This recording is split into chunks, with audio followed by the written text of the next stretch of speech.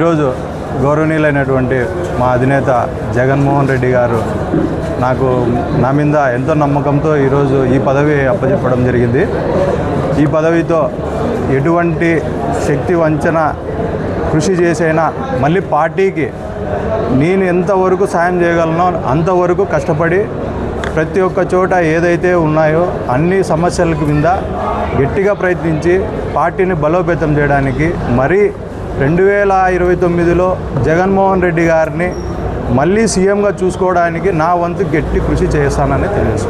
ఈరోజు ఏదైతే జరుగుతుందో రాష్ట్రంలో చంద్రబాబు నాయుడు గారు ఒకప్పట్లో బ్రహ్మాండమైన రాజకీయం చేశారని అందరూ చెప్పుకుంటా అంటే విన్నాం. కానీ వాళ్ళ తనయుడు ఆ రాజకీయాన్ని మూమెంట్ తీసుకోకుండా ఏదైతే రెడ్ బుక్ రాజ్యాంగం అంటూ ఇంకో రాజ్యాంగం అంటూ ఎక్కడైతే జిల్లాలో శాంతియుతంగా పండుకునే ఫ్యాక్షనిజాన్ని వాళ్ళు రెడ్ బుక్ రాజ్యాంగం వల్ల రెచ్చగొట్టి ఎవరైతే వైఎస్ఆర్ కాంగ్రెస్ పార్టీ శ్రేణులనైతేనేమి నాయకులనైతేనేమి చాలా రెచ్చగొట్టే ధోరణిలో జరుగుతున్నాయి. కానీ ఏదైనా పద్ధతి మార్చుకుంటే అందరూ బాగుంటాం. ఈరోజు రాజకీయం ఈరోజు ఉంటుంది, రేపు పోతుంది. కానీ కార్యకర్తల భవిష్యత్తు ముందుకుంటుంది. మా అధినాయకుడు ఎట్లా అంటే మీరు ఏదైతే నేర్పిస్తాడో అది చాలా త్వరగా నేర్చుకునే క్యాండిడేట్.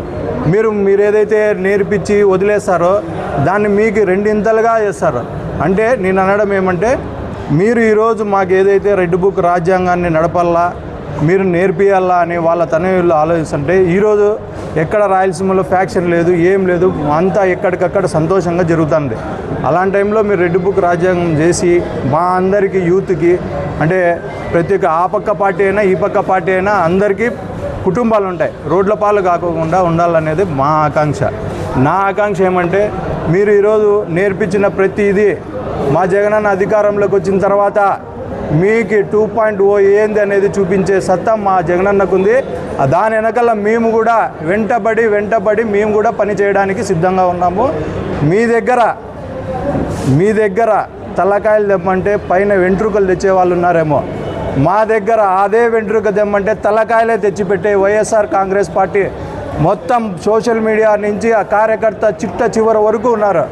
దయచేసి శాంతియుత రాజకీయాలు చేయాలని నా వంతు కృషిగా మీ వంతు సహాయ శక్తిలా ప్రయత్నిస్తామని, ఏదైతే హుందా రాజకీయాలు చేస్తామని నాకు ఈ పదవి ఇచ్చిన బాధ్యతకి జగన్మోహన్ రెడ్డి గారికి, తర్వాత మన మిథునన్నకి, తర్వాత మన పంచాయతీరాజ్ స్టేట్ ప్రెసిడెంట్ అయినటువంటి వెన్నపూస రవీందర్ రెడ్డి అన్న గారికి, తర్వాత నేను ఇంతగా ఎదిగి ఆయన చూసి ఎదిగిన, ఆయన చూసి రాజకీయాల్లో ఆయన పక్కన నేను కూడా ఒక ఉడత సాయంగా రాజకీయాల్లోకి రావడానికి నాకు ఈ అవకాశం ఇచ్చినటువంటి అనంత వెంకటరామరెడ్డి అన్న గారికి కూడా తెలుపుకుంటూ మళ్ళీ